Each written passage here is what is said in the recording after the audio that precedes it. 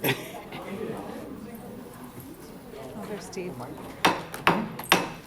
Good evening, everyone, and welcome to the Joliet City Council meeting for October the 15th.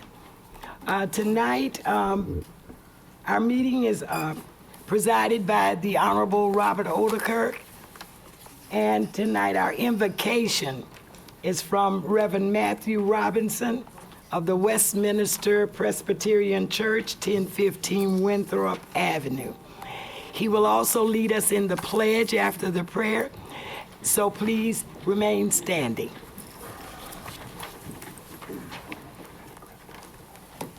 Let us come to God in prayer. O God of all creation, we thank you for this day and the many blessings we have received. We thank you for the people with whom we have been in contact, our family, friends, and strangers. We thank you for the ability to use our minds to discern your will and work to create a strong and healthy community. We thank you for our community and all who serve it, for those who teach and those who protect, for those who clean and those who repair, for those who work in parks and those who work on roads, for those who plan and those who make the plans happen, for those who heal and those who counsel, for those who govern and those who elect, for all who live into the best example of what it means to be a citizen. We thank you for our community. And we pray for all in our community who are hungry or unemployed or uninsured. We pray for all in our community who are mentally or physically ill. We pray for all in our community who live in violence. For these and all the burdens of our larger community, Lord, hear our prayers. As this meeting begins this evening, I pray for each person here. Give each person clarity of mind, creativity, compassion, due diligence, integrity, and a sense of humor. Give them listening ears and thoughtful words. Give them presence of mind and an open heart. And all God's people said, Amen.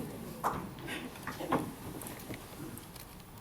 pledge allegiance to the flag of the United States of America and to the republic for which it stands, one nation, under God, indivisible, with liberty and justice for all.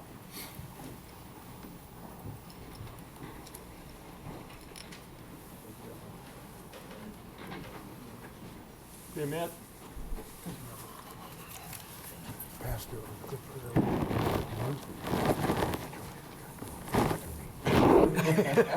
Don't be so worried, Pastor. Thank you so much. Everybody else laughed too. There you go. We'll begin with roll call. Mayor Odekirk. Here. Councilman Dickinson. Here. Councilwoman Gavin. Here. Councilman Hug. Here. Councilman Morris. Here. Councilman Mudrin. Here. Councilwoman Coleman, she's absent this evening. Councilwoman Reardon. Here. Councilman Turk is absent. First on the agenda, under Mayor Proclamations, first one is proclaiming October 21st, 2019 as United Nations Day.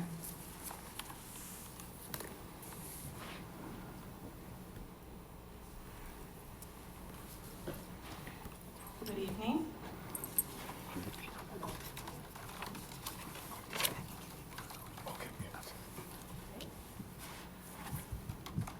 A proclamation. Whereas the world continues to seek the road of peace and international cooperation through the United Nations. Whereas the United Nations is a unique organization of independent countries that have voluntarily joined together to work for world peace and economic and social progress, and is the foremost organization in the world working for women's rights and the advancement of women.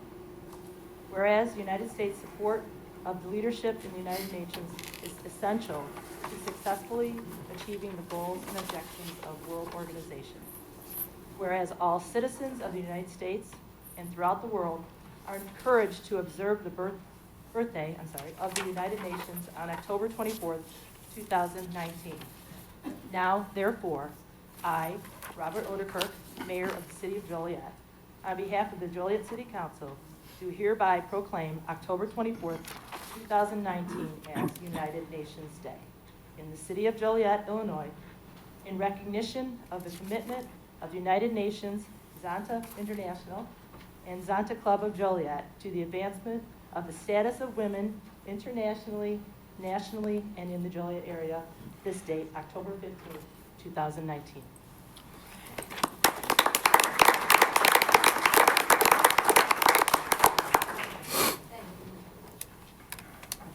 I'll try that again. Good evening. My name is Helen Hester Ross, and I am the president of the Zonta Club of the Joliet area. We're very appreciative of this proclamation. I'm going to introduce our international chairperson, and that is Ms. Pam Hunty.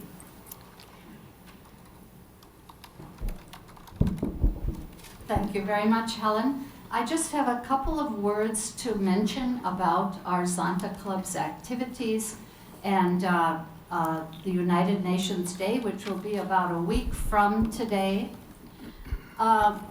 As mentioned, it is the anniversary or the birthday of the UN, which was founded in 1945 after the Second World War. The UN has a message of peace, development, and human rights, which is so important today. Zonta Club International has a special focus, as you probably know, on the advancement of the status of women. We have 65 countries in which we have clubs, and indeed it is our 100th anniversary this year. I'm happy to be here with the colleagues from my local club. We have a series of international service projects, and we have spent approximately $5 million in helping women internationally in the 2018-2020 biennium. Let me just tell you a little bit about these projects. Each project internationally is linked with UN agencies such as UNICEF, you probably know of that one, also UNDP, UNFPA, and others. So we are a part and parcel of UN activities. One of our projects is in Madagascar. It has to do with the education of adolescent girls who have dropped out of school. Another one is in Jordan, which, apropos to present-day events, is dealing with income generation projects for Syrian refugees in Jordan, and also Jordanian women themselves in the host project areas.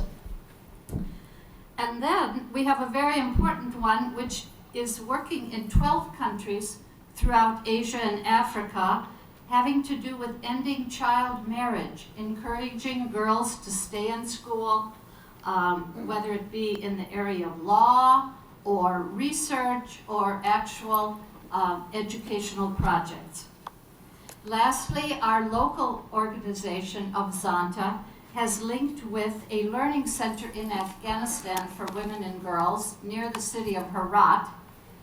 And we are paying the teachers' salaries in that learning center. And last year we were able to collect among ourselves $1,500. And so we're really pleased about that too. So in short, Zonta International links with the UN. That's why UN Day next week is so important, not only for women and girls, but for everyone throughout the world. So thank you very much. Thank you.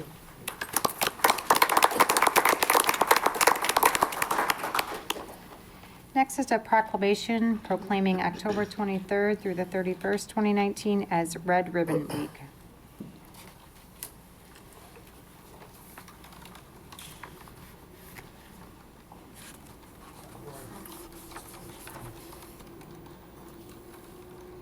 Okay, I have a proclamation here for Red Ribbon Week 2019, and it reads, the theme of Red Ribbon Week 2019 is Send a Message, Stay Drug-Free.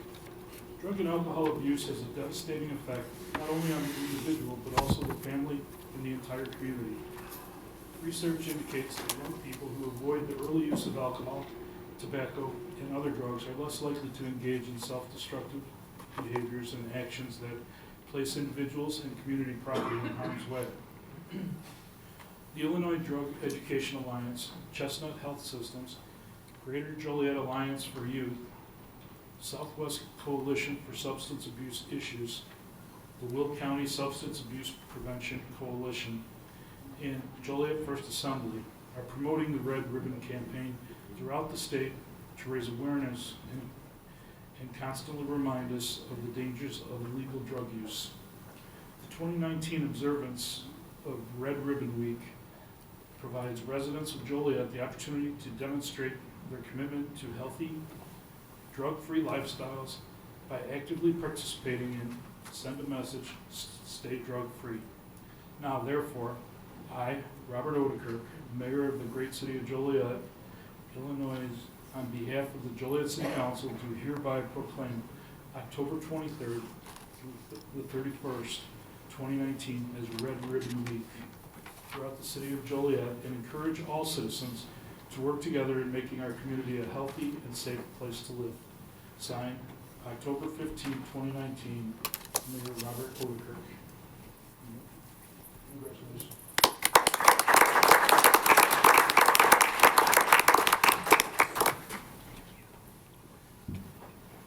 Thank you, Mayor Odekirk, and all of the council members.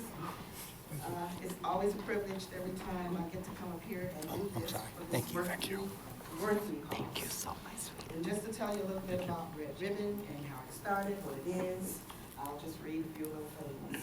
The Red Ribbon Campaign is the oldest and largest drug prevention program in the nation. It reaches millions of young people during Red Ribbon Week, which is October 23rd through the 21st each year.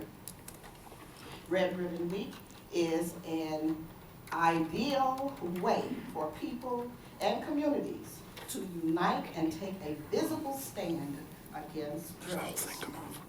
The Red Ribbon Campaign was started when drug traffickers in Mexico City murdered a DA agent by the name of Enrique.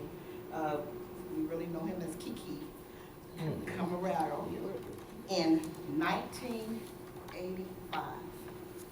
This began the continuing tradition of displaying red ribbons as a symbol of intolerance toward the use of drugs. This mission of the Red Ribbon Campaign is to present and unify a visible commitment toward the creation of drug-free America. So I am just honored again that every year that you guys graciously let us come and you dedicate Red Ribbon Week in this city of Joliet. Thank you again, I appreciate it. And all the kids do too. They have ribbons for everyone here and ribbons for all of you. I guess you all have them now. So make sure you wear them, display them well during that week. Thank you again. Thank you. Thank you. Do you have to stay to get a picture? Or? No, you can come up right now.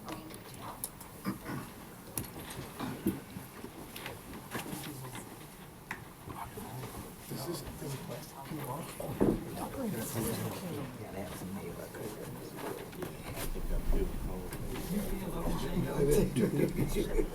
This is tricky. Yeah. That was really hard to get out. Oh, man, I don't know if I can get to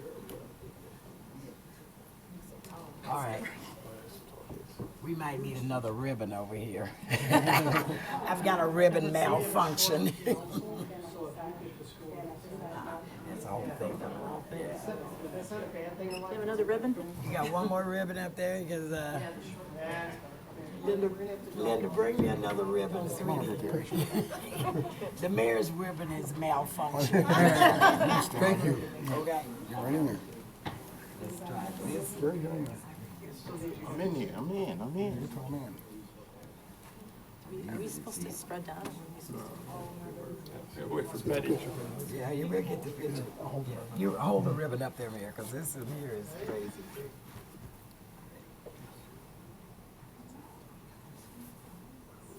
One, two, three, say red is good. Red is good. All right. Oops. Uh-oh. It looks like you have your hand on your heart. Yes, yes, yes. Very patriotic of them.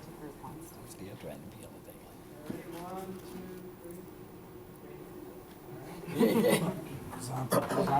Thank you. Zonta wants Oh, Zonta wants a picture too? Absolutely. Sure. Zonta wants her picture. Oh, I'm So sorry. you wouldn't let me. Yeah, I got it. We'll pass it on. For Thank the you. office, great. So crabby. Yeah, because this thing here, yours is like Larry's up there. It's really hard to get out. Oh, I got it, Mayor. I got it. Okay.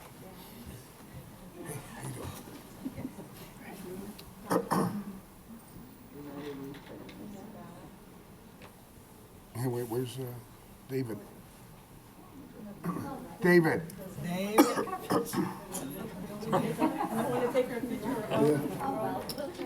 Yeah, No, coming, he's they're coming. coming. He's coming right there, yeah.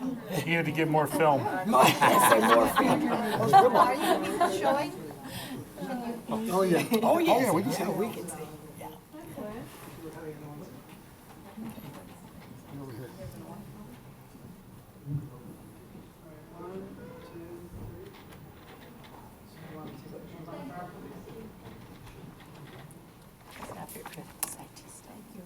Thank you Thank all you, for guys. what you do.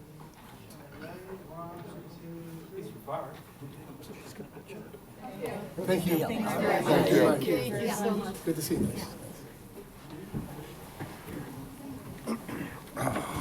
Ansel Adams, we appreciate it.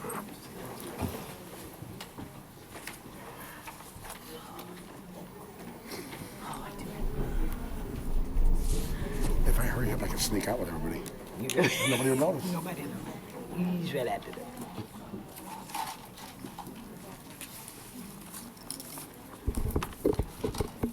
Mayor, before we move on, I did receive notice that Councilwoman Coleman is not here due to a medical procedure that she had this That's evening. correct, and Councilman Turk notified me he's out of town tonight.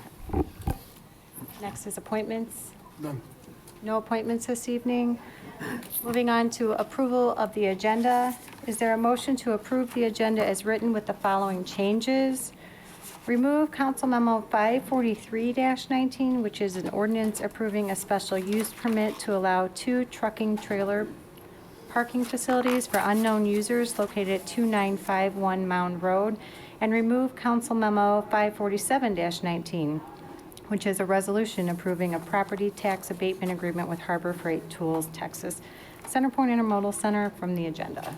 Is there a motion to approve the agenda with the changes that I mentioned? Motion to approve? Second.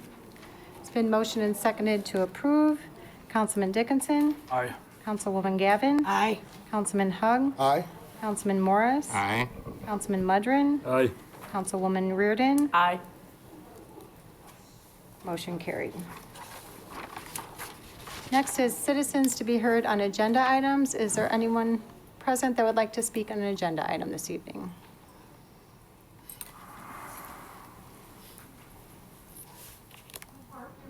I'm here to speak on the Cassidy house.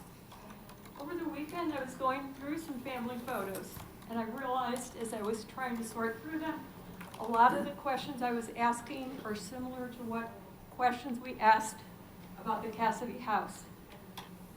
Kind of things were, does anyone care if I get rid of this? Can I enlist anyone's help in saving these?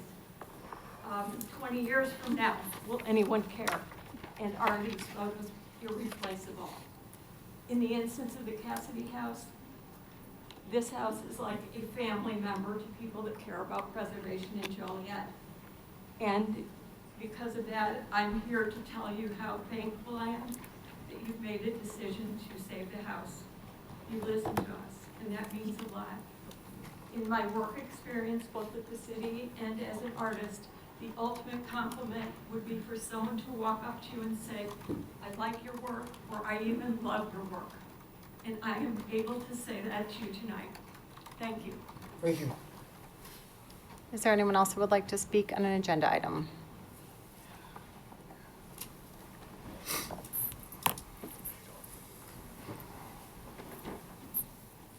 Mary Beth Cannon, Western Avenue. I too echo what Barb had to say. I am very grateful tonight that a positive solution is going to happen for the Cassidy Mansion. I just ask that perhaps as this process goes, that the mayor, council, and JHPC be kept in the loop on the progress of it, and also members of the community may be welcome to help with this in any way possible. Lastly, I would just say I would be remiss if I didn't mention all of the people who helped make this happen.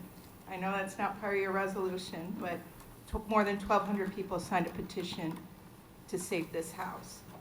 There were lots and lots of voters in all of your neighborhoods who called all of you, called the governor, called Pat McGuire, because they want this house saved.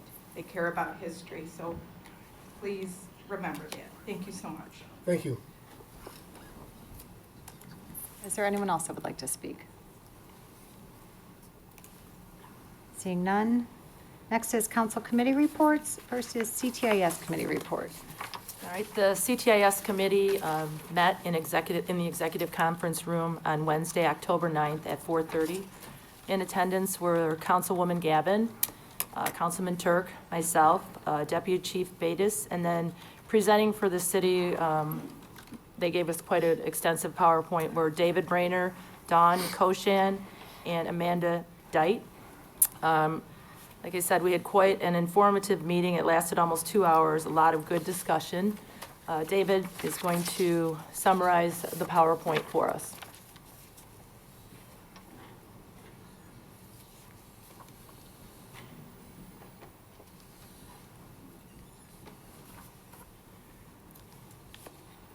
So I'm going to condense a 2-hour PowerPoint down into 60 seconds here. So the first item on the agenda was to update the committee about the status of our video system at PD, and this includes the West Branch as well.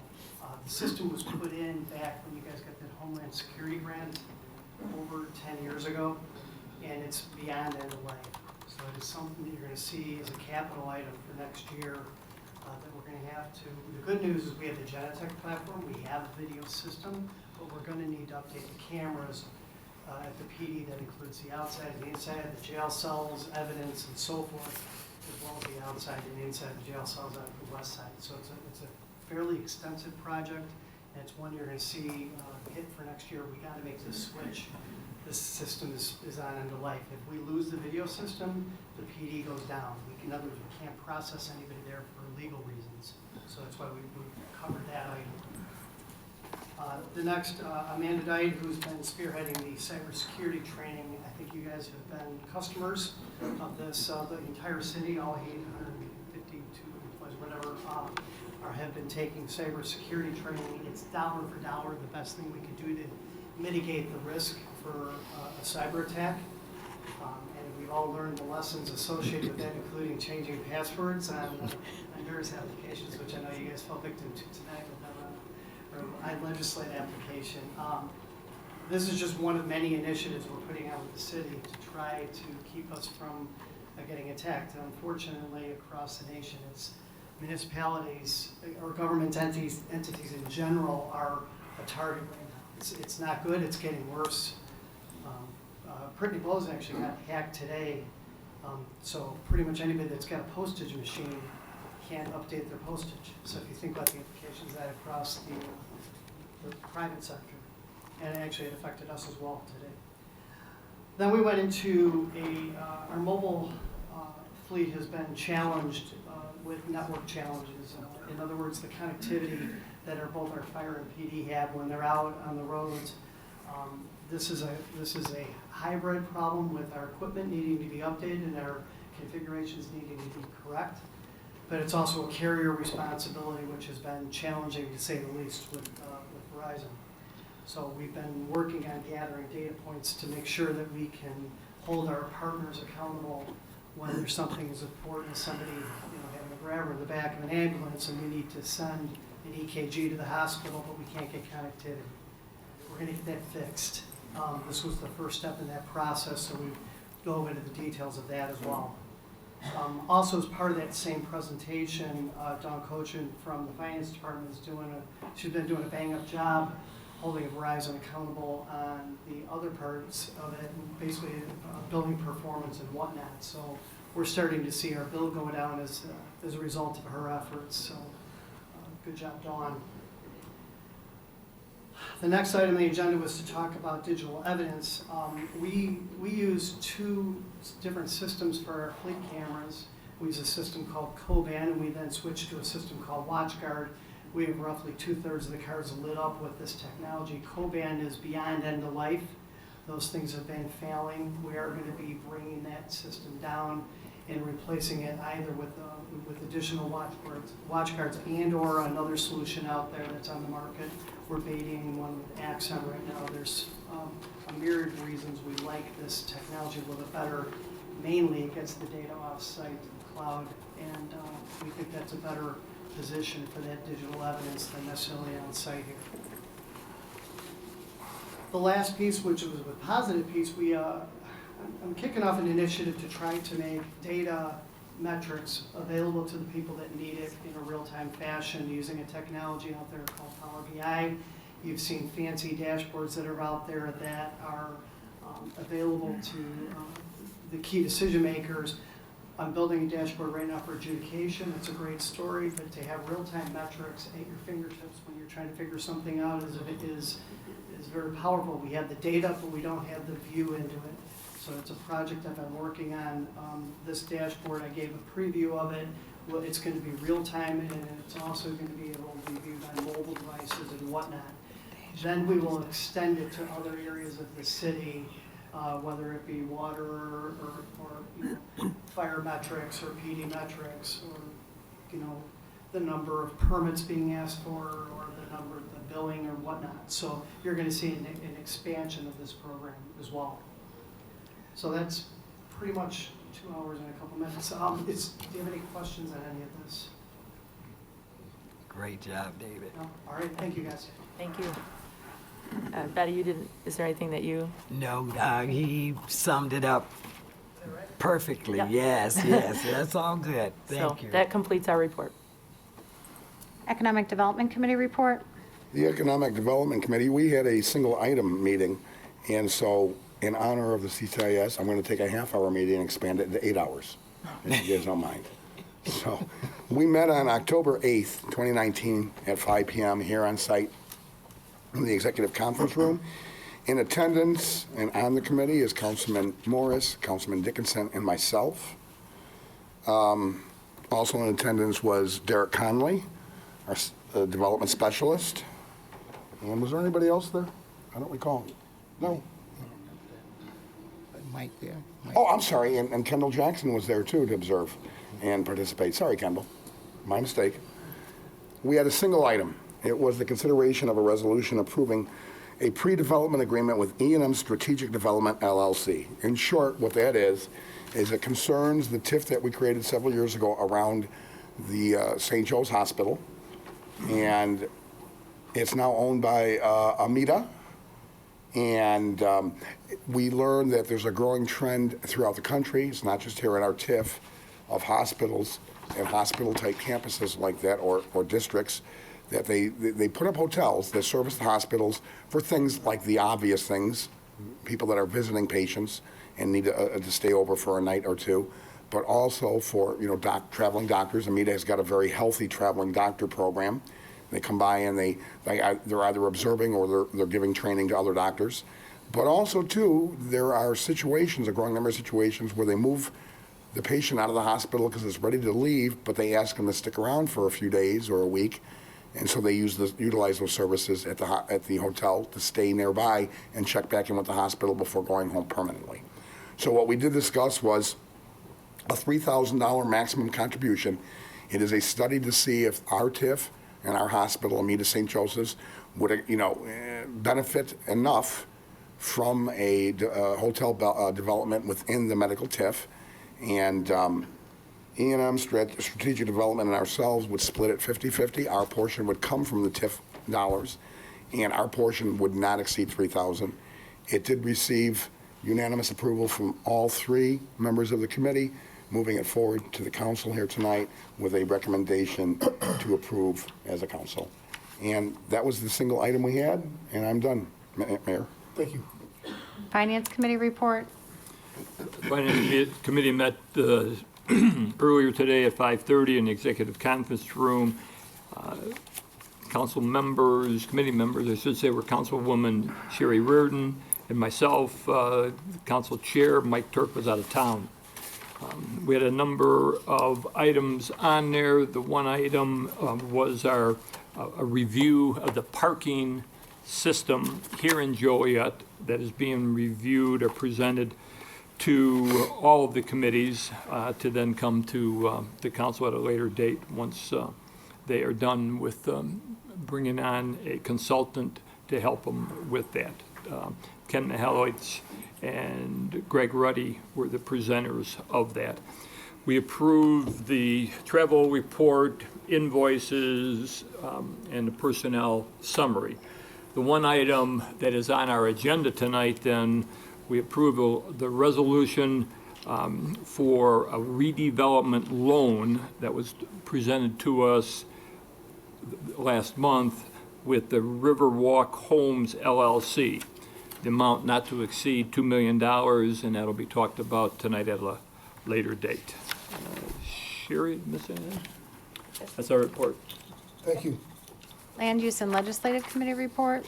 Yes, the Land Use and Legislative Committee, we met on Thursday, October the 10th, here in the council chamber, myself along with Councilman Dickinson and Councilwoman Quillman. We had a few items on the agenda. One of the items was pulled from the agenda, ordinance amending the rules of procedure. Public speaking was pulled from our agenda to further notice. We had an ordinance amending Chapter 18 for the truck route ordinance, the city code for regarding weight restrictions on non-designated roadways. And that will again help with the repairing of our roads, the fines, regarding the weight restriction of the actual vehicle on, again, non-designated truck roadways. Another agenda item was amending Chapter 2 of Article 2 of the city manager, of the interim city manager ordinance, limiting the appointment and removal authority of an interim city manager. That makes sense? Limiting the appointment removal of the interim city manager. For far as the interim city manager being able to appoint or to remove city staff.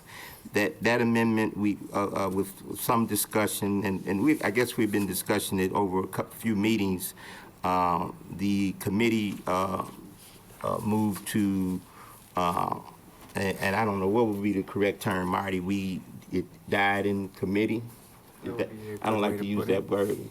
Due to a lack of second. I'm sorry? It died due to a lack of a second. Okay, it due to a lack of, okay, you all got me, of the second. And again, of much discussion, and if any other council members under old or new business, wants to bring it up, I guess we can always discuss it. Okay. But at the committee level, it died with the lack of a second. I think that was it. Did I miss anything? Councilman Quillman, not here. That was it. That was pretty much it. Yeah. Yeah, that was it. Thank you. Thank you. Public Safety Committee report. The Public Safety met this afternoon, or this evening at 5:30 here in the council chambers. In attendance were the committee members, Councilman Dickinson and myself. I stood in for Chairperson Quillman because she was unable to make any of tonight's meetings because of a minor but an important medical procedure. So I wanted to let people know that's why she's not here, wasn't at the committee meeting. It was a single-item committee meeting, and it involved a resolution establishing an intergovernmental agreement between the Department of Health Care and Family Services and the City of Joliet for supplemental Medicaid payments. The long and the short of the discussion is well presented by Chief Foremost. Currently, if you look at all the cost of ambulances, the actual cost of an ambulance with everything, you know, wear and tear, man hours, equipment, everything that puts into it could be as much as $2,000. Traditionally, up until now, Medicaid, which accounts for, I think it's 35% of our ambulance runs, correct, Chief? Pays about $180, just a little, something shy of $180 in payment or reimbursement for those runs. And this is just a program that may see, we don't know the exact number, 3 or 4 other states have already gotten into it. It's a reimbursement program through the federal government that requires the City of Joliet and the state of Illinois. It's, like I said, a reimbursement program. So when we get the reimbursement, half goes to the state of Illinois, half comes to us. And it's required that we have this agreement. It's a housekeeping to have the agreement with the state of Illinois. And it's something that we can opt out of at some point, but it will not cost us anything. You know, whether it gives us $1 extra per call or it doubles our per call reimbursement from Medicaid, it's more money for the city and for the fire department on its runs. So myself and Councilman Dickinson discussed it and decided it was pretty much a no-brainer. And we gave it unanimous approval to move it forward with a recommendation to the full council to approve entering this intergovernmental agreement so we can get involved in this program. And that would be the long and the short of our meeting. I am finished, Mayor. Thank you. Public Service Committee report. What? Okay. The public service met this afternoon here in the executive conference room at 4:30. In attendance was the committee members, which include myself, Councilwoman Gavin, Councilman Dickinson, and also in attendance was Allison. Oh, Councilman Morris. Now I'm stealing another. Okay. All right. I owe you. It's easy to get us confused. Yes. Right. He's got hair and you don't. So I stand corrected. Also in attendance was Director of Public Utilities, Allison Swisher, Director of Public Works, Jim Trisna, as well as several members of their staff. On the agenda was,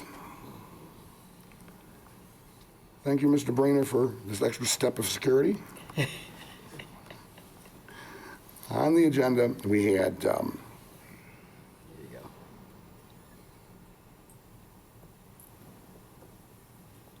okay.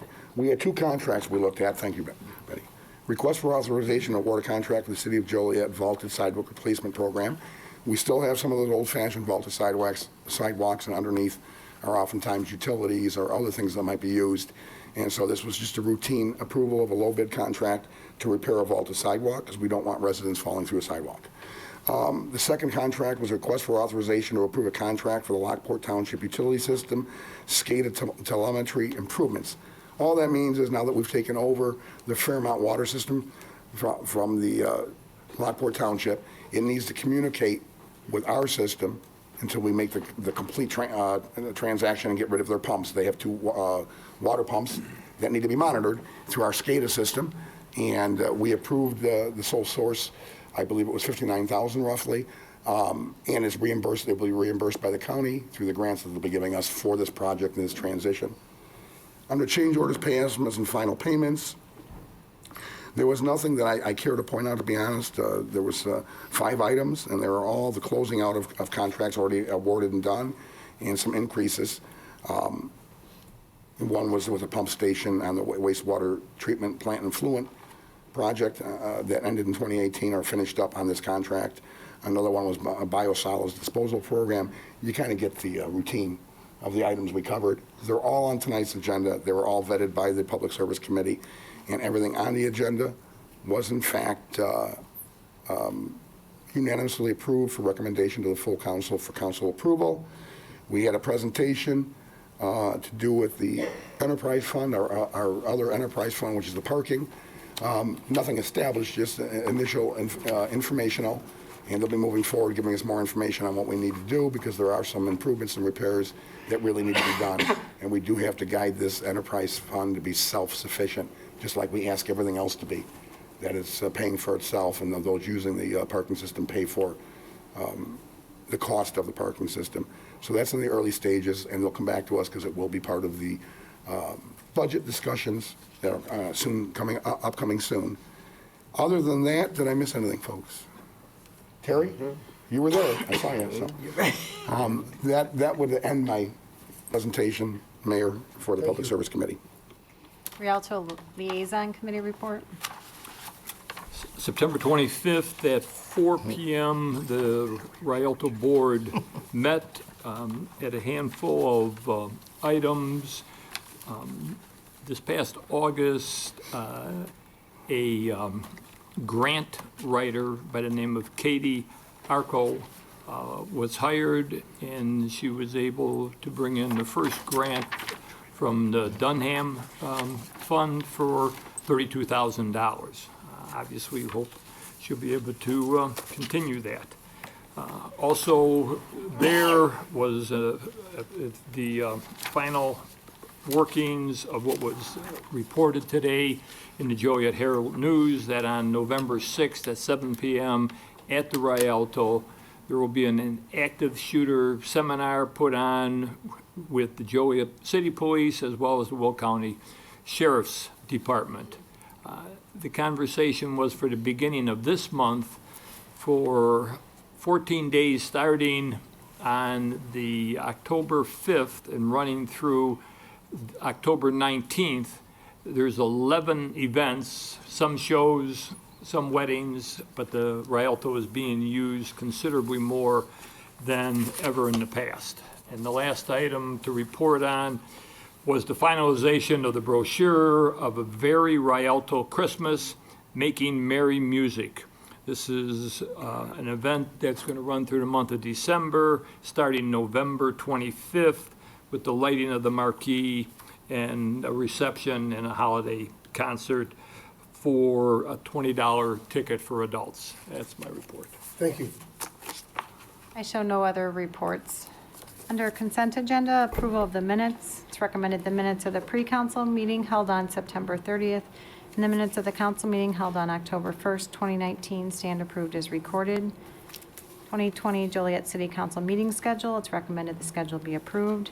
And the invoices paid report. It's recommended this report be received and placed on file.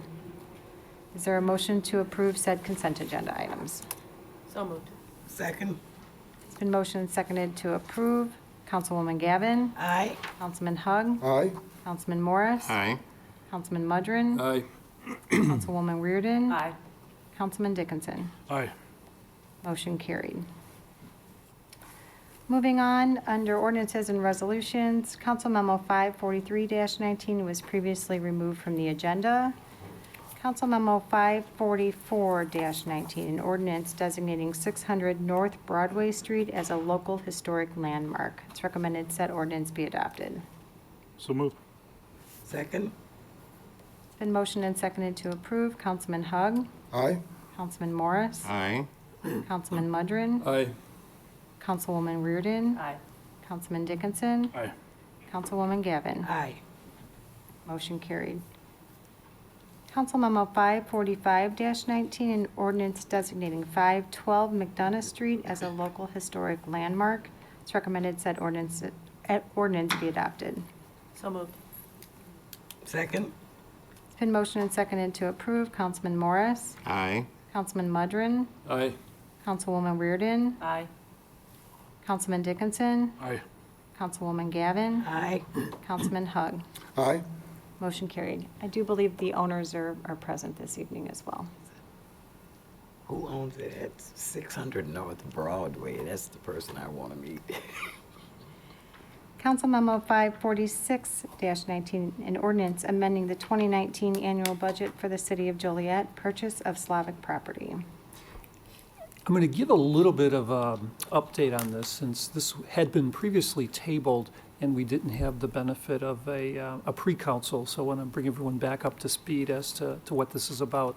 There are two items tonight that have to do with the Slavic property. This is the ordinance that would amend the annual budget, and then later on under resolutions, there's the actual purchase contract. This is property, approximately 7.3 acres, that is being acquired for purposes of right-of-way as the I-55 Route 59 interchange occurs. Obviously, this is related to big developments within Joliet, and because of the lack of right-of-way, this property does need to be acquired. It is presently, the contract presently is for $635,976, which is going to be shared between the city and Cohen Properties. The city had previously executed a memorandum of understanding that had a split of future roadway improvements. The city would be responsible for 39% of this, with Cohen being responsible for 61%. And eventually, this would be purchased back from the city by IDOT as the project occurs. We had this on hold for a little bit because there were some discussions with the Village of Shorewood regarding some roadway and utility improvements that they may be required to do as a part of this interchange improvement. So this purchase is contingent upon the city and Shorewood entering into an intergovernmental agreement. Some of the tentative language, these are development-related costs. Some of the tentative language has already been agreed to between Shorewood and the city. We have to work out details, fine-tuning, and then obviously bring it back to our council and their board. And we expect that that would be done by the next council meeting. So, giving you an update, this is why it's been tabled up to this point. But we're satisfied with the language at this point with the contract. Is there a motion to approve Council Memo 546-19, which is an ordinance amending the 2019 annual budget for the City of Joliet purchase of Slavic property? So moved. Second. It's been motioned and seconded to approve. Councilman Mudrin? Aye. Councilwoman Reardon? Aye. Councilman Dickinson? Aye. Councilwoman Gavin? Aye. Councilman Hug? Aye. Councilman Morris? Aye. Motion carried. Under resolutions, Council Memo 547-19 was previously removed from the agenda. Council Memo 548-19, a resolution approving a pre-development loan agreement with Riverwalk Homes LLC for an amount not to exceed $2 million and for a period not to exceed 36 months with an option to extend for 12 additional months at a rate of 6%. It's recommended said resolution be adopted. So moved. Second. It's been motioned and seconded to approve. Councilwoman Reardon? Aye. Councilman Dickinson? Aye. Councilwoman Gavin? Aye. Councilman Hug? No. Councilman Morris? Aye. Councilman Mudrin? Aye. Motion carried, 5-1. Council Memo 549-19, a resolution approving the agreement between the City of Joliet and the Village of Elwood for the provision of police service mutual aid in the event of disaster or emergency. It's recommended said resolution be adopted. So moved. Second. It's been motioned and seconded to approve. Councilman Dickinson? Aye. Councilwoman Gavin? Aye. Councilman Hug? Aye. Councilman Morris? Aye. Councilman Mudrin? Aye. Councilwoman Reardon? Aye. Motion carried. Council Memo 550-19, a resolution requesting authorization to enter into a state and local HIDTA task force agreement. It's recommended said resolution be adopted. Can we get a short explanation, clarification? I'm sorry, In my understanding, this is with the DEA and it has to do with drug investigations. yes. That's all I wanted to clarify. So moved. Second. It's been motioned and seconded to approve Council Memo 550-19, which is a resolution requesting authorization to enter into a state and local HIDTA task force agreement. Councilwoman Gavin? Aye. Councilman Hug? Aye. Councilman Morris? Aye. Councilman Mudrin? Aye. Councilwoman Reardon? Aye. Councilman Dickinson? Aye. Motion carried. Council Memo 551-19, a resolution establishing an intergovernmental agreement between the Department of Health Care and Family Services and the City of Joliet for supplemental Medicaid payments. It's recommended said resolution be adopted. So moved. Second. Been motioned and seconded to approve. Councilman Hug. Aye. Councilman Morris. Aye. Councilman Mudrin. Aye. Councilwoman Reardon. Aye. Councilman Dickinson. Aye. Councilwoman Gavin. Aye. Motion carried.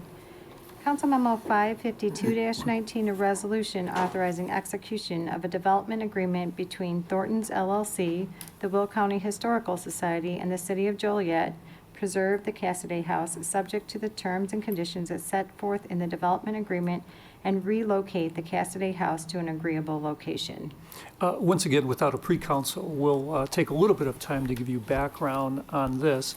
If I could have the representatives from the Historical Society and Thornton's appear. We basically have a three-party agreement, and I will let these two gentlemen give you some of the efforts of what has occurred to get us from the point where we are to the point where we are.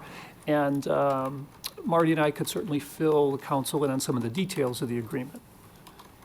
Thank you, Mr. Jones. I'm Mike Hansen, attorney on behalf of the Will County Historical Society, and with me is Jim Wilson from the Taft Law Firm in Chicago, representing Thornton's.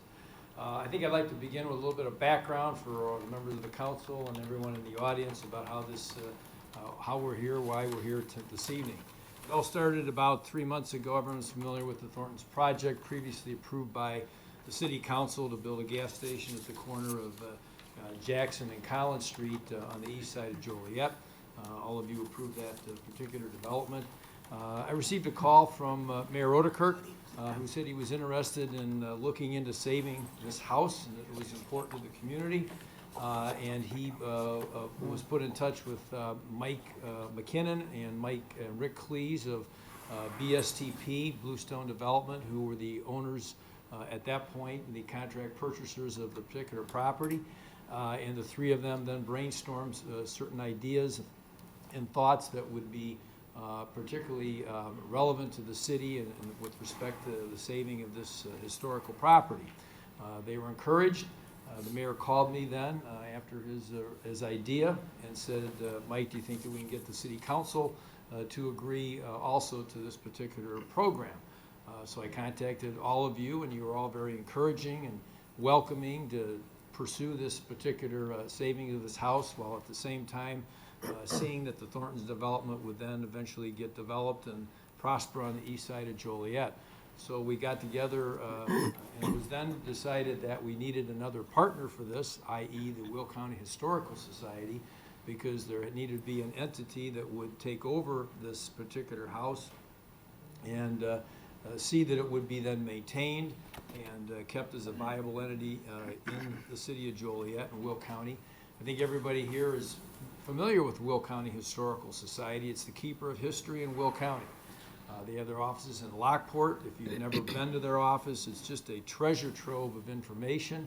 And I think everybody in the county should take time to visit there and find out exactly what they have there. It's just fantastic. It's a small organization, but it's got a phenomenal board, an executive director, Sandy Vasco, who just really wants to light a fire under all the history in Will County, and really a perfect partner for this particular project. We then needed one real crucial final component, so to speak, and we found that in Dave Mackley. I know everyone here on the council is familiar with Dave Mackley, probably one of the finest employees the city of Joliet has ever had. And Dave has the background, experience, and knowledge to be able to move this house and take care of the construction that's going to see to it that it's going to get completed. So Dave has enlisted to help us with this project, and then all of us got together. Marty Shanahan, I'd like to pay particular kudos to Steve Jones, the Urnham City Manager, who really was extremely helpful, represented the city very well in providing a lot of latitude and thoughts and ideas to get this, practically really a very difficult project. We've worked on it intensely for the last 3 weeks, the last month approximately, to bring this to you this evening. Until about 4:30 today, we'll point out too. So again, then as everything happens, all the lawyers had to get together and kind of gum it up for a while, but we were able to avoid all of that and bring this to the council this evening. It's really not a done deal after this evening. The Will County Historical Society is going to need everyone's help. They're going to be looking for additional money to maintain this property and make it thrive and survive in the city of Joliet.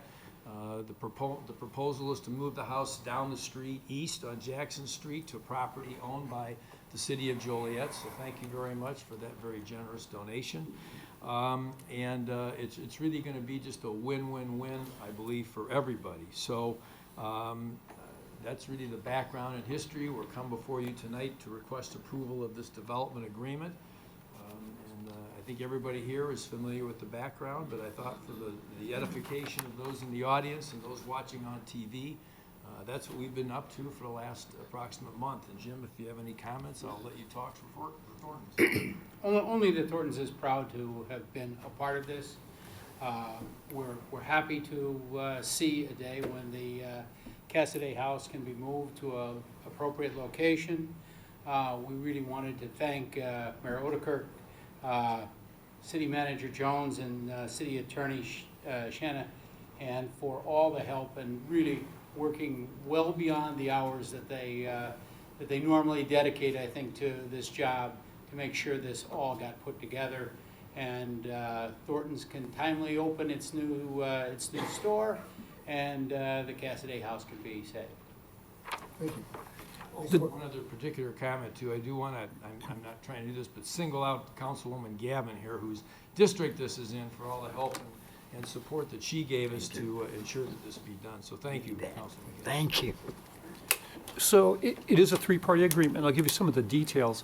We did pass out a copy of the revised agreement, which has been highlighted in the dais. And literally, this thing was still being negotiated while I was attending committee meetings. So this thing went right down to the wire. In short, Thorntons will donate to the Will County Historical Society a sum of $321,100 to take care of the move, the preparation of the site, etc. The city responsibility financially is to supplement that amount with a $28,900 waiver on a portion of the building fee for Thorntons. So in effect, this becomes a $350,000 amount that the Historical Society will have for this relocation and then situating the building accordingly. The home will be donated to the Historical Society, so the city will not have ownership in this. Historical Society will be responsible for all the contracts to do the move, to build the foundation, and then, as Mr. Hanson said, to basically operate this building. So this isn't a city asset. This is something that we're just kind of playing the facilitator to help happen. Once the building is in place and things start to happen, Historical Society will proceed with a petition to have the home landmarked locally. It would also involve the city waiving our customary building permit fees on the relocation portion. So that, in effect, would be something that would assist them in making this happen. And there's some technical things that we really do need to explain because it's a little unusual, not the kind of thing we do. Because of the huge financial contribution being made in saving this structure, we felt that there was an ask that Thornton was making that we felt was something the city should agree to. They are looking for a license for video gaming at this particular site, along with the issuance of a Class A liquor license. Now, on the surface, it's like, okay, what's so special about that?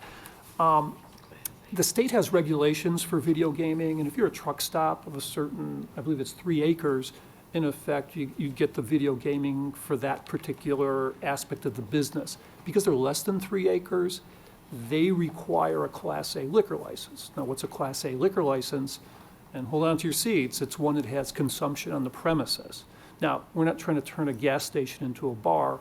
The way Thorntons operates other video gaming places where they have a Class A or a comparable class liquor license, they don't market it, they overprice it, and they make it very difficult for people to really want to go there to drink beer. I mean, it makes no sense for them to drink beer there. But it's a technical provision of the gaming law that they would have to have if Illinois Gaming Board came in to identify exactly what is this site offering. So these are things that are different from our normal code, but once again, within the agreement, we're talking about the unusual nature of the preservation effort and basically, there is a return on investment issue. So I believe, unless there's something that you negotiated late in the day that I didn't cover, I think those are the main highlights of this. The payment terms of this then, Steve, is the city going to be involved in the bids coming from the Historical Society, or? No, I'll let these gentlemen, because really it's their job. The Historical Society will get the bids. They'll have them run them through Thornton's, so Thornton's can approve the bids because it's the Thornton's money. And then, we all hope that, I know Thornton's hopes, that we can come in under budget on this matter. Of course, the Historical Society still hopes that we can get the whole $350,000 to operate the, to spend to take care of the facility. But we will work together on making sure that happens. Is that a possibility that Thornton's? And the money will actually be paid into escrow shortly after execution, and then paid out of escrow. So Thornton's money is all up front. So the Historical Society potentially could have some money if they can get this done at a lesser amount to run the facility? Thornton's has said to us that they certainly will consider that strongly if that does happen. That's what everybody would like to see. Thank you. Yeah. So in the agreement, and I looked through the agreement, and we've been kept up to date. Making no challenge to Thornton's representative here today, thank you for coming, or Thornton's. There's no guarantee that there won't, we are turning it into a bar. There's no guarantee, nothing written in the agreement saying that they have to make it too expensive to buy, that they can sell liquor and be consumed at a gas station, correct? Really not, it's not contained in the agreement, you're right. So, and again, I'm not challenging what Thornton's claim may be they will or won't do. We are turning this into a bar so they can get the video license to save the building. I, like everybody up here, would love to save the building, but I don't want to see people getting drunk at a gas station while they're playing video games. And I want you all to consider that. You're turning it into the opportunity to be a bar. I don't know how expensive is too expensive. I don't know if it's $3 a can, or if they're going to have draft. I don't think, are they going to have hard liquor or just beer? None of those questions are answered. Your reaction. I can address that. There are several other locations in the Chicago area where they have these types of facilities. I think in the 3 or 4 years since they've had it, they've sold a total of about 4 cans of beer. A warm can of beer will be kept available because that's what the state statute requires. If someone would like to buy it, and I believe the price they've asked in the past is $6. It will only be canned, no taps, no hard liquor, nothing like that. And I think the experience is the way it works out. It's just not a place where people are going to buy beer and consume a warm beer on premises.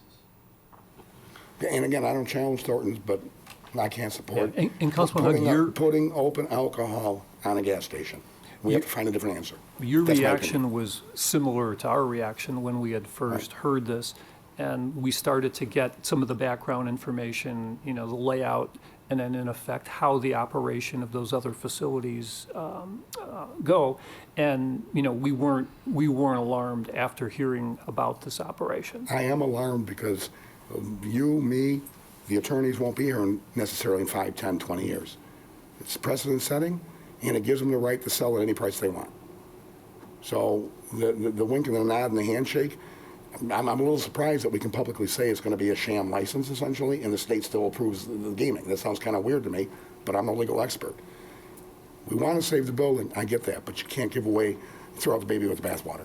Everybody needs to understand, you're giving the opportunity to the first time in the history of the city, to get a gas station to get the same service as the bar.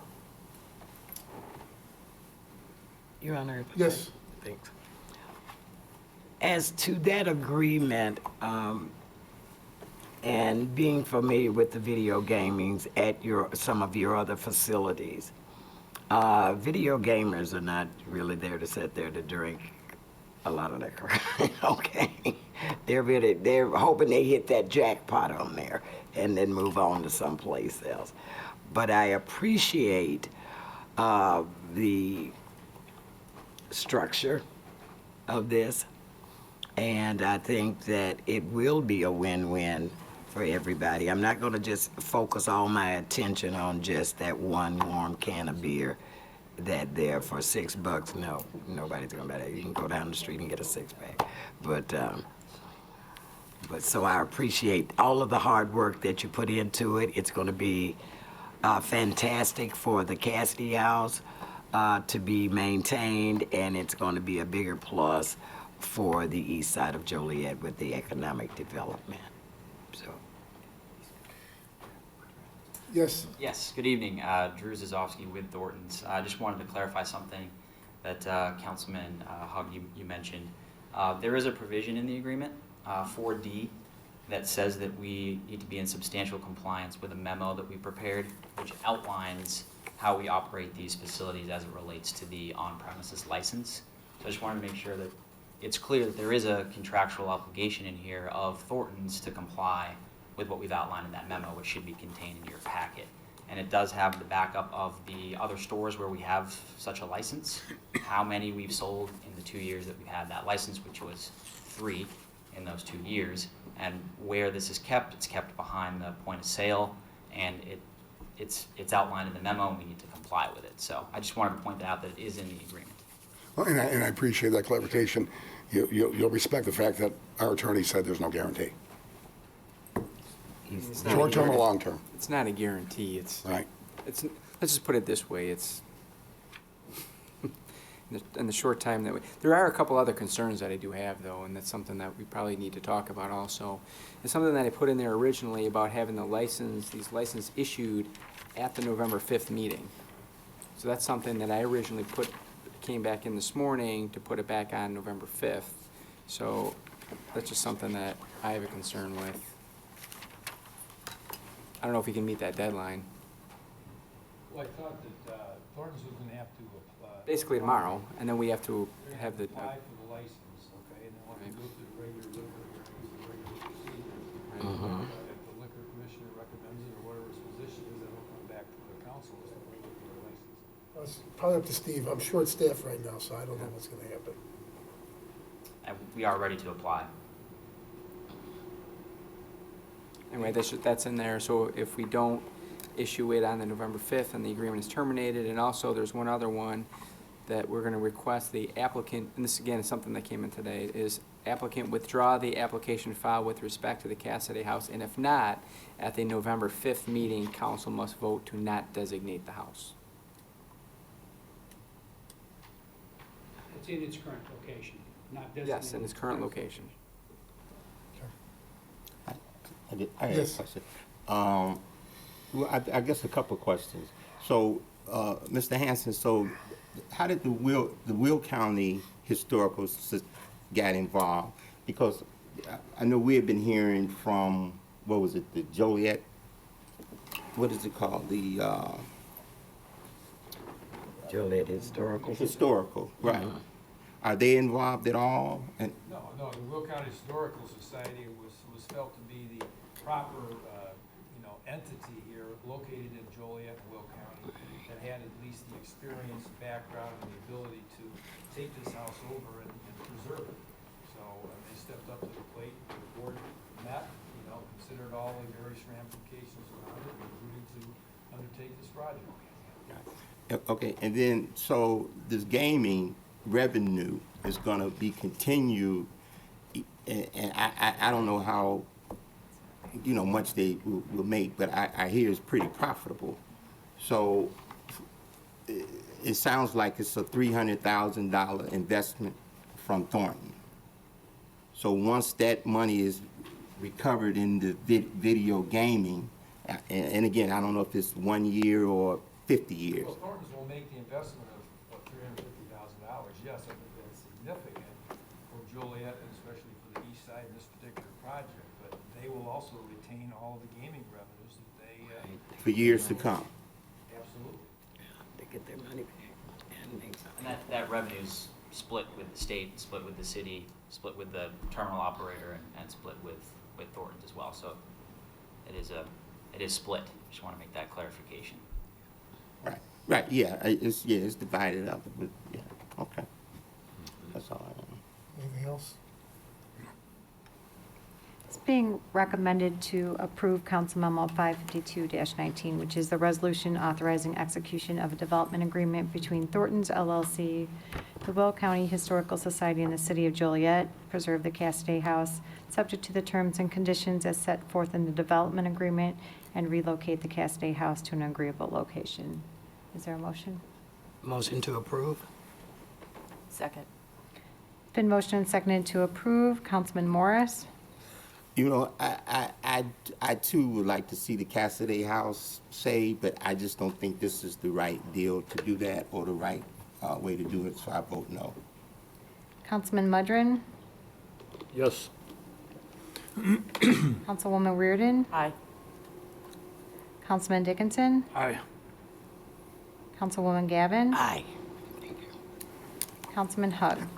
This project was brought before our Economic Development Committee, and nothing was asked about gambling or drinking on premises. So this is obviously just in response to the cost of the Cassidy, and it's great that you give $350. The other option would have been to say we only want the liquor license and the gaming until we get our $350 back. That's not what's being offered. It's for permanence. It's a horrible message to send to the public that we're going to let people drink at a gas station. No. Motion carried 4-2. Thank you very much. Council Memo 553-19, a resolution authorizing execution of an agreement for purchase and sale of real property, the Slavic property. It's recommended said resolution be adopted. So moved. Second? Been motioned and seconded to approve. Councilman Mudrin? Aye. Councilwoman Reardon? Aye. Councilman Dickinson? Aye. Councilwoman Gavin? Aye. Councilman Hug? Aye. Councilman Morris? Aye. Motion carried. Council Memo 554-19, a resolution approving a pre-development agreement with E&M Strategic Development LLC. It's recommended said resolution be adopted. So moved. Second? Been motioned and seconded to approve. Councilwoman Reardon? Aye. Councilman Dickinson? Aye. Councilwoman Gavin? Aye. Councilman Hug? Aye. Councilman Morris? Aye. Councilman Mudrin? Aye.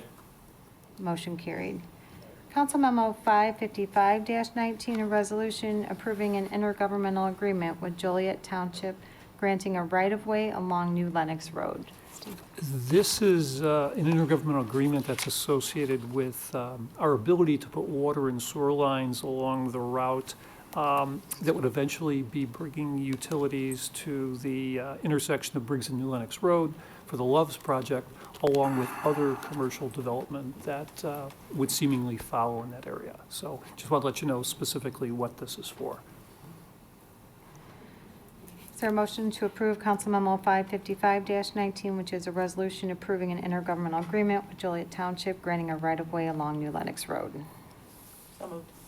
Second. Been motioned and seconded to approve. Councilman Dickinson? Aye. Councilwoman Gavin? Aye. Councilman Hug? Aye. Councilman Morris? Aye. Councilman Mudrin? Aye. Councilwoman Reardon? Aye. Motion carried. Under bids and contracts, award of contracts, Council Memo 556-19, purchase Level 3A tactical vest and Level 3 ICW plates in the amount of $56,551. Council Memo 557-19, award a contract for the City of Joliet vaulted sidewalk replacement project. Council Memo 558-19, approve a contract for the Lockport Township Utility System SCADA telemetry improvements. And Council Memo 559-19, authorization to fund the Public Safety Mobile Device Project. It's recommended Council Memos 556-19 through 559-19 be approved. So moved. Second? Been motioned and seconded to approve. Councilwoman Gavin? Aye. Councilman Hug? Aye. Councilman Morris? Aye. Councilman Mudrin? Aye. Councilwoman Reardon? Aye. Councilman Dickinson? Aye. Motion carried. Under amendments, change orders, and payments, Council Memo 561-19, approved change order number 1 and final payment for the West Side Wastewater Treatment Plant Influent Pump Station Upgrades 2018. Council Memo 562-19, approved the spring lease payment for the 2019 Biosolids Disposal Program. Council Memo 563-19, approved change order number 1 for the River Analytical Testing Services 2019. Council Memo 564-19, approved change order number 1 and final payout for the Laraway Road Sanitary Sewer Force Main Relocation Project. Council Memo 565-19, approved change order number 6 for the Downtown Sanitary and Storm Sewer Improvements Project. And Council Memo 566-19, approved change order number 2 to the Microsoft annual license contract with CDWG. It's recommended Council Memos 561-19 through 566-19 be approved. So moved.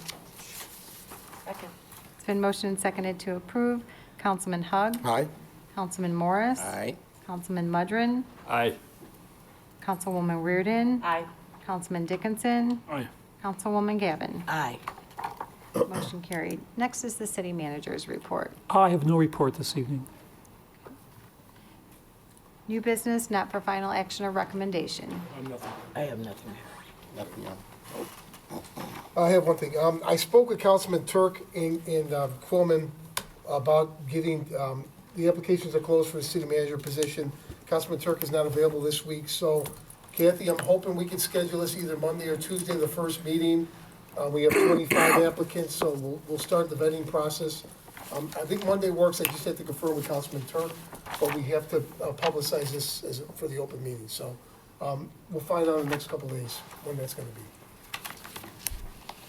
Next is public comments. First is Pat Riley.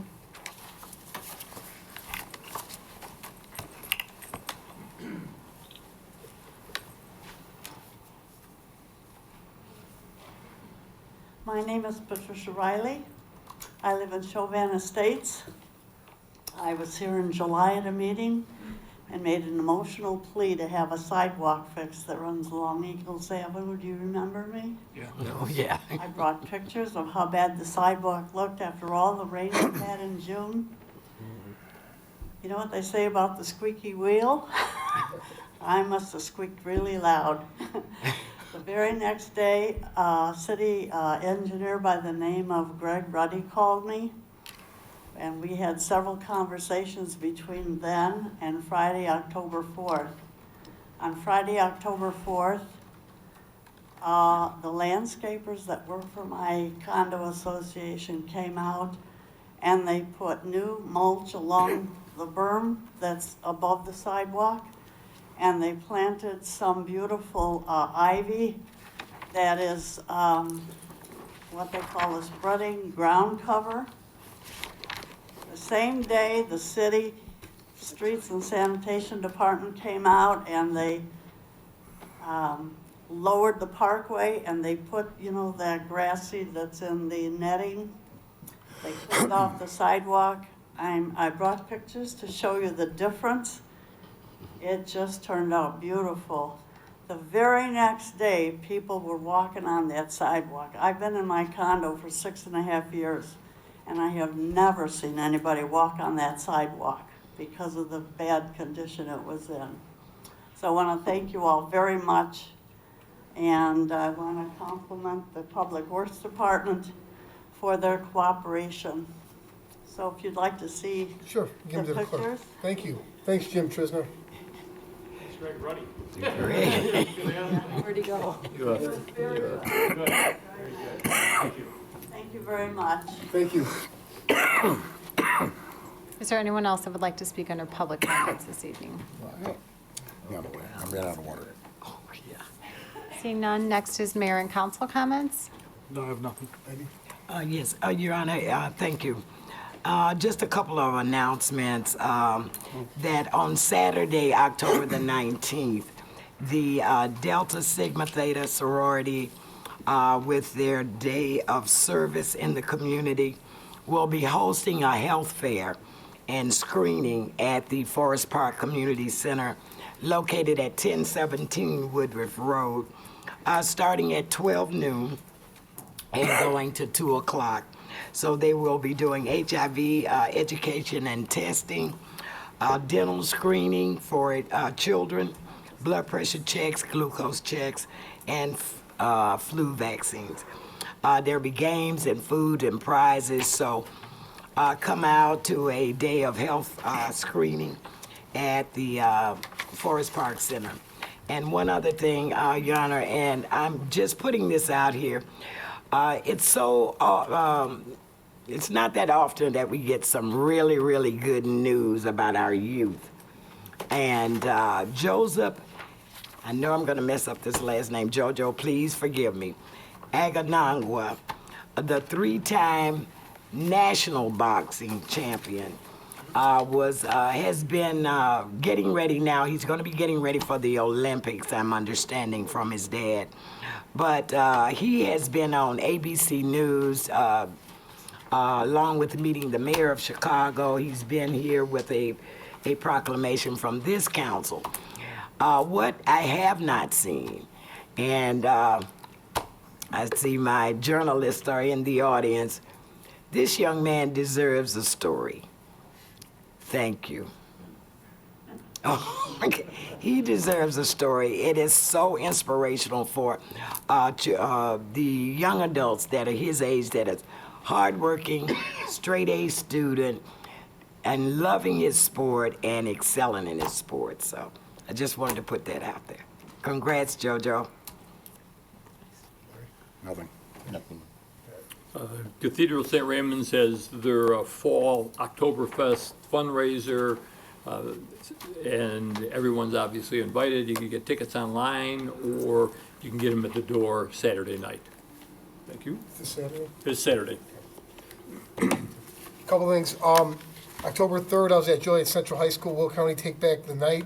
I know State's Attorney Glasgow was one of the sponsors. I'm not sure who else put it on, but it was a great event. Thank you for all those involved. On October 11th, I was at Forest Park to speak to the third graders. That was a tough crew. But thank you, staff of Forest Park. That was a fun event. And then finally, this morning, myself, Councilman Mudrin, were at the University of St. Francis for their Ambassador Day. They gave an annual update. It was a great program, and really impressed with what's happening at St. Francis. I think we should have Arvid come in front of the council and give a brief synopsis. He had some great news. I think it would surprise people about the national recognition that the university's getting. So that's all I have. Thank you. I did receive a request for closed session.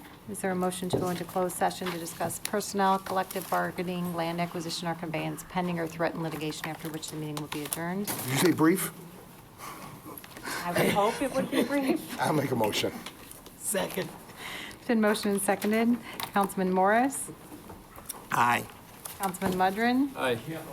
Councilwoman Reardon? Aye. Councilman Dickinson? Aye. Councilwoman Gavin? Aye. Councilman Hug? Aye. Motion carried.